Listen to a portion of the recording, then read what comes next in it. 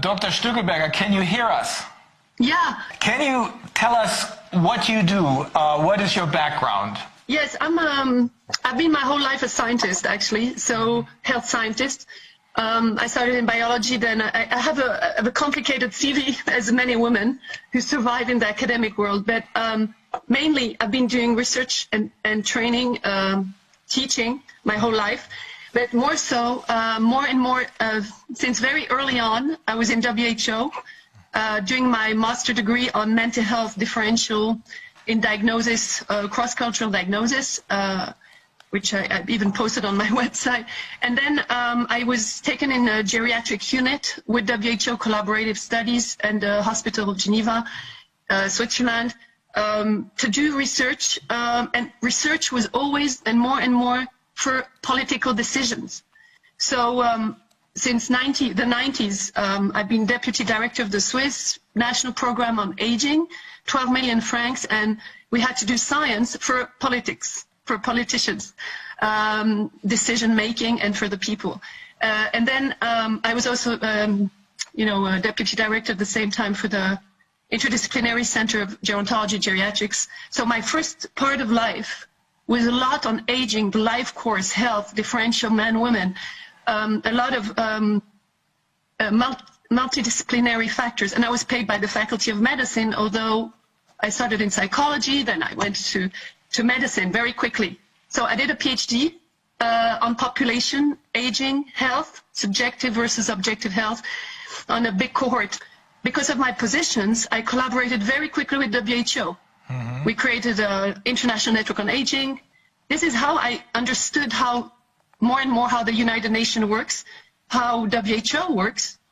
Since '94, I was expert there, taken as a rapporteur, a young rapporteur speaking all those languages. And then the politicians started to ask me to do events, and I organized twice the UN Open Days. Mm-hmm. So that was my first part of life. I got a prize from Kofi Annan for doing so much work in science, for politicians, science for people. Then the second part was from 2000 on in public health. And this is where I started more and more to be in WHO in the capacity of, on the research ethics committee for 4 years. I have all the credentials, so no conflict of interest, everything. And then what happened in this courses where I was teaching public health, actually my PhD, I have always been on public health. It's just not a topic that is recognized academically. You have to know that. It's starting now. So the Geneva University asked me to take a mandate with WHO because I was so involved with the United Nations. And I did that, and it was on international health regulation, and that was in 2009. Mm-hmm. And it was a very interesting mandate. So I was collaborating closely with WHO Lyon, the education program, and WHO Geneva, because I know everybody in the alert and response unit. What is interesting in what I'm going to say is I've experimented the will to stop training people on preparedness plan, because we did an implementation program for 3 years with Georgetown University, Pretoria, and me for the University of Geneva. It was, the whole international health regulation is to prepare countries and member states to be ready for a pandemic, to prevent a pandemic, and to act quickly and readily. Mm-hmm. So the aim then, I thought, was very noble and very good. And I said, I helped WHO Europe to also do preparedness plan for the Eastern Bloc during a workshop. I have all the documents, I have everything. And then we won the renewal of the mandate of 3 years in 2013. And suddenly they announced that there is no fund. Japan has not paid for that. When we had not trained all the regions at all, we had trained part of Africa, part of Saudi Arabia, the Middle East, Europe part, America part, but it was definitely not, and I always said we should do a publication of training, and they never did. I did one for ethics. So I saw there that there is something wrong already. Then I started teaching this in the University of Geneva on the Global Health and Human Rights Summer School that I organized with colleagues, and I was in charge of the International Health Regulation Week, which I was doing. And WHO, Bruce Plotkin, a lawyer who was working on the international regulation in WHO, came to tell me that I cannot teach this. And I told him, who are you to tell me what I can teach or not? And we had a lunch in WHO that was quite muscly, because I said it's my right to teach whatever I want, and I don't understand why you don't teach this. I was involved also with the European Union, and I have a lot of expertise in the international world. So that's where I am now. And if I come to you, I have more to say, but I want to go to the topic. So, the International Health Regulation was adopted in 2005, but implemented and come into force in 2008.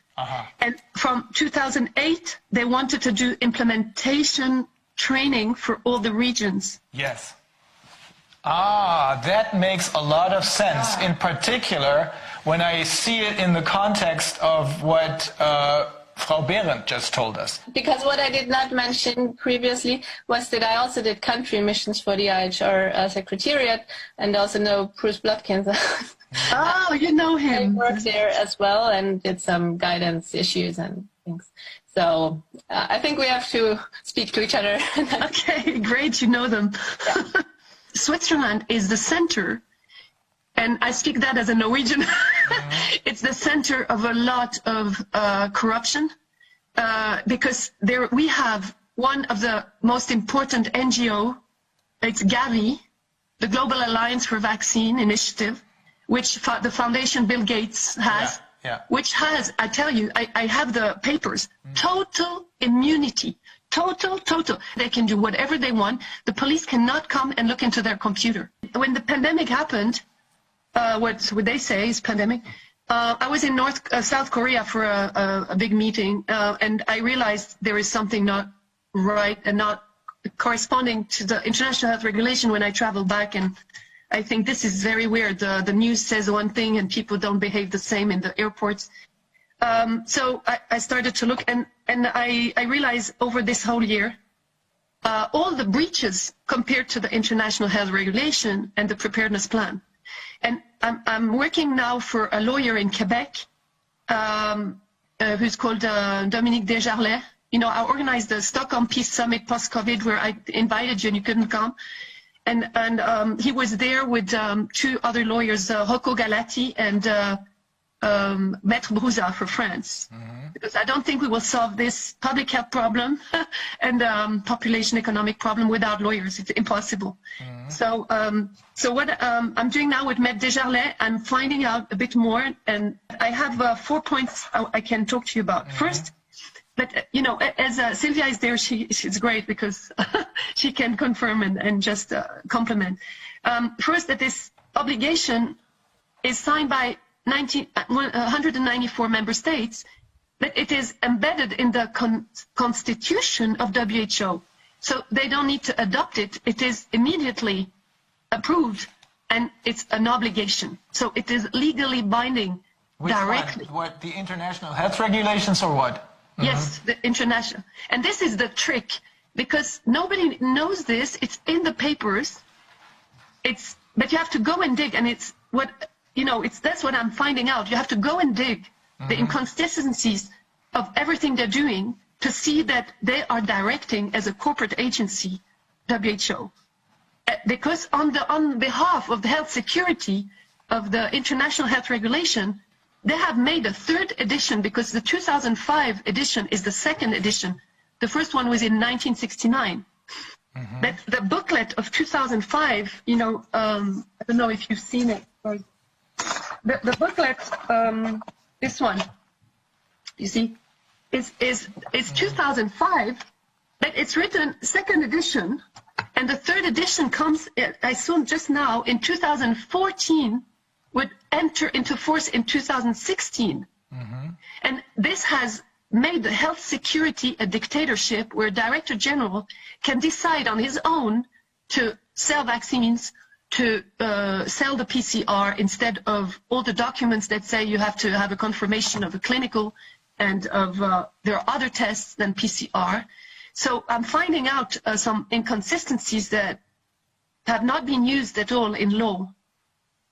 So the first one is this, it's an obligation. So if it's an obligation, what Tedros, I'll call him Tedros, says, this Secretary General terrorist in WHO, when he says something, all the countries have to obey under law.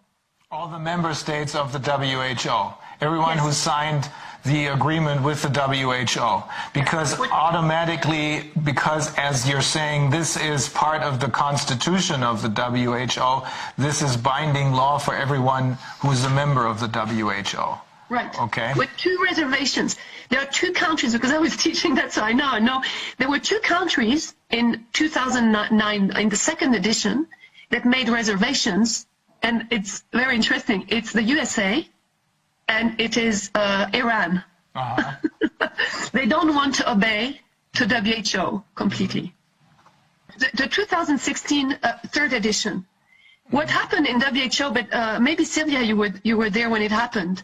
Bill Gates was already around. He was already, mingling, saying that he pays so much money, but he became visible when, I think it was in 2017, or you correct me, that I know this through my colleagues there, he requested to be part of the executive board of WHO like a member state. Ah. And it's incredible. I said, how can he dare to do this? And they went to the vote. The executive board meets every January. So, and it changes every year. And the lobby, they tried to lobby the countries. Of course, he tried to bribe. But it's really an event because it is not mentioned. Maybe we can get the minutes of the executive board. They even accepted that he would be considered as a member state because of the money he gives. So this is unprecedented in a constitution of member states. Is he now being considered as a member state? Not officially. But unofficially? Not that I know. Maybe there are documents. Unofficially, yes. And that's probably because that's why he has this immunity, right? He has total immunity in Switzerland. Okay. Unofficially, he probably holds that kind of status, right? Yeah, yeah. I can tell you why it is very suspicious is because I think he has done something with every member state, the same contracts. What I found out with Swissmedic is the FDA of Switzerland, is because I gave the paper to a journalist and now I don't even find it. I can find it. The Swissmedic has signed a contract with Bill Gates and WHO. Aha. And this is abnormal. So basically he literally tried to lobby himself into the WHO as a member state to basically found the country of Bill Gatestan. That's basically what he did. I mean, at that point he would have been basically a one-man country. Yes, he can be a dictator because he can influence the... But the fact that he was not accepted by vote, that's why the minutes would be very interesting. By vote to be a member state, he then started to sign papers for countries, that's my hypothesis, because he did it with Swissmedic. So WHO, Bill Gates, and the country in charge of accrediting treatments and vaccination are signing contracts. So he didn't get in official capacity, he didn't get voted in, so then he tried to circumvent that and just basically went around the middleman. Well, yeah, how can you, if your country sign a contract between three signatures, Bill Gates, a country, and WHO, because WHO signs with countries but not, and even that I find pretty weird. You know, why does WHO have to sign with a country an agreement? I don't know. You see, this is a corporate agency doing that, but not WHO. I mean, correct me, Sylvia. But that WHO accepts to have a company, a private company, selling a merchant, signing together the three to make the surveillance and to choose the medication. I think that, Swissmedic had posted it on the website. I think that every country, that's my hypothesis, they have done this everywhere. That's why everybody says the same thing in the train, the same message, every week there's the same thing happening. Tell us more about this immunity. How does this work? Yeah. Okay. I can find again the document. It's also in German because Switzerland is also in German, and you can have a look. It's shocking. It's the normally NGOs, because I have been an NGO and I'm an NGO activist with academics in the UN since 20 years. An NGO has a status of accreditation to the United Nations. You can come and speak, you're an observer, but you cannot intervene in many things. And you don't have immunity. If you open an office, you are submitted to taxation. Gavi has no taxes to pay. This is very strange. Switzerland is hosting an NGO, international, who doesn't pay taxes and who has total immunity. There are clauses in there, you can just read them. I will find it for you. I mean, the police cannot come and take a computer. If there is a criminal problem in the office, the police cannot get in. So they're criminally immune. Yes, criminally immune from any criminal sanctions. Yeah, I just looked it up. They have qualified diplomatic immunity within their area of operations. What's the name? I think they have qualified diplomatic immunity, and they don't pay taxes since 2009. I just looked it up. They ratified a law in Switzerland in 2009. Genau, dafür das nochmal bestätigen, das weiß ich auch alles. Und das ist auch Untersuchungsgegenstand dieser Shared Responsibilities Untersuchung. Von daher weiß ich das nämlich, dass die es aufgenommen hat. Das ist von 2014 die Arbeit. Und ja, also wie gesagt, ich kann das nur bestätigen. Was I looked it up because you just said nobody knows about that. It's actually even published on Wikipedia.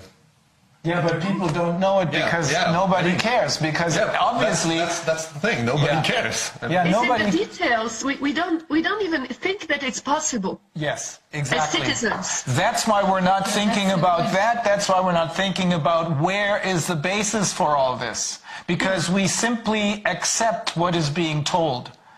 And now we're going to start thinking, and I think many more people are going to start thinking, because this is extremely important information. Everything is out there in the open, but most people don't want to see it because they don't believe that that can be possible. And I mean, it's not about saying that anyone's doing, running around harvesting organs from African children or something like that, something horrible like that. Nobody's claiming that Bill Gates is doing that or anyone is doing that. But he could. Yeah, that's the problem. We as a society should ask ourselves, should we endow any single person or any conglomerate of persons with such incredible amount of power without any kind of democratic responsibility and legitimacy behind themselves? That's the question we should ask ourselves, not if somebody's going to abuse that power, because the abuse is inevitable. As soon as somebody has this kind of power, they're going to abuse it. Not today, not tomorrow, but eventually they're going to abuse it, because simply because they can.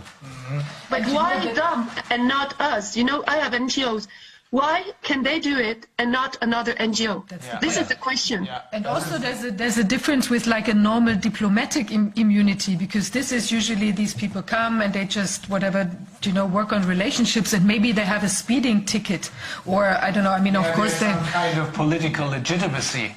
Also, yeah. But not in this case. Nobody ever voted for him. But someone comes into another country and has like total immunity also for like all business transactions and all that. I mean, that's crazy. It's absolutely They have crazy. less immunity than Bill Gates.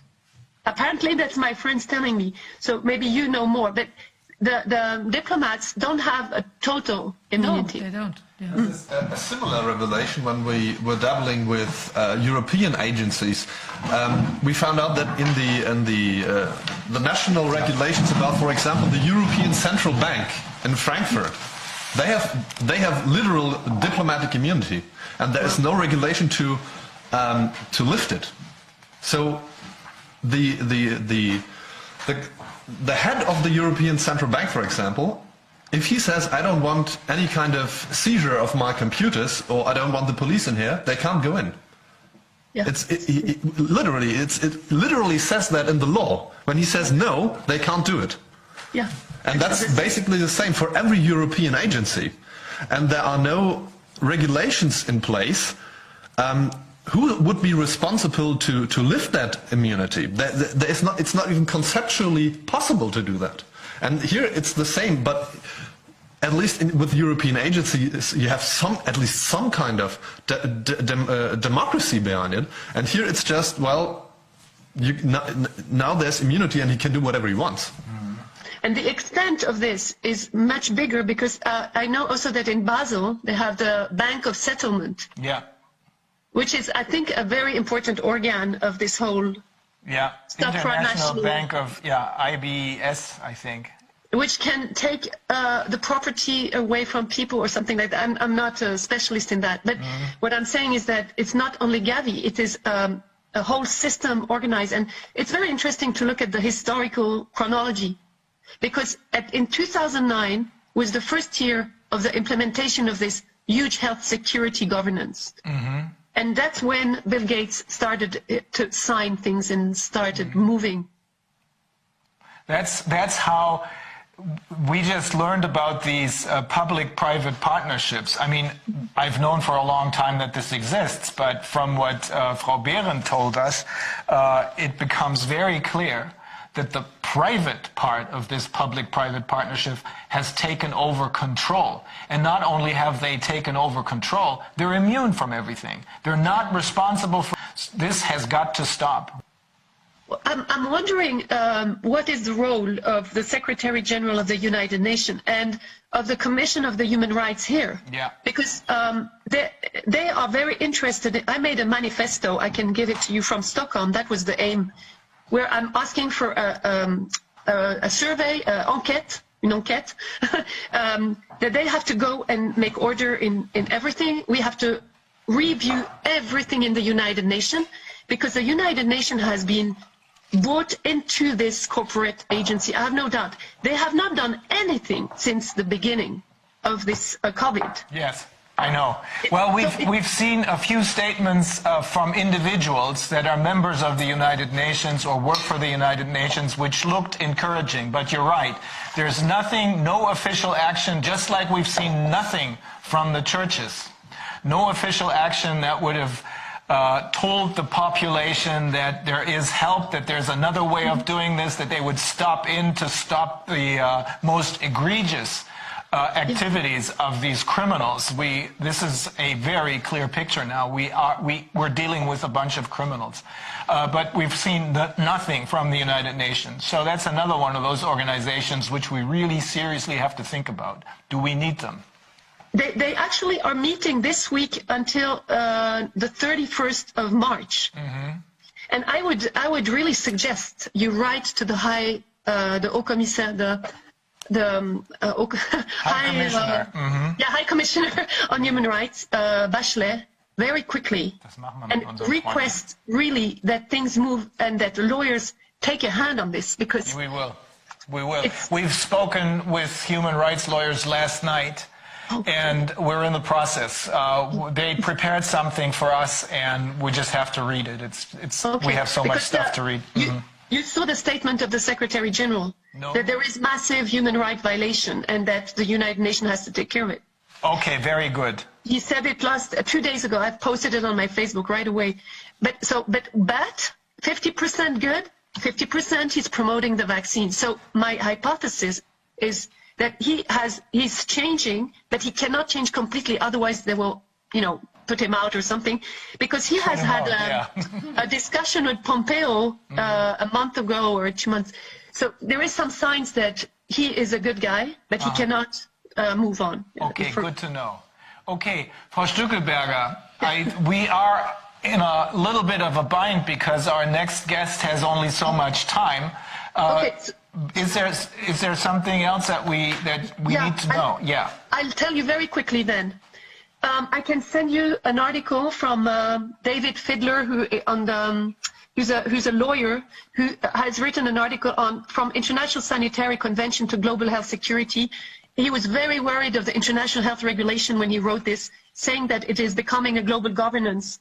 So I think that would clarify some things too. The second is that you have to see very clearly that the change of definitions of two major things in this pandemic that justifies this international emergency declaration from all the countries, is mortality and the number of cases that are sick. But it's not only that. They are taking definitions that they changed in 2009. Two things very important.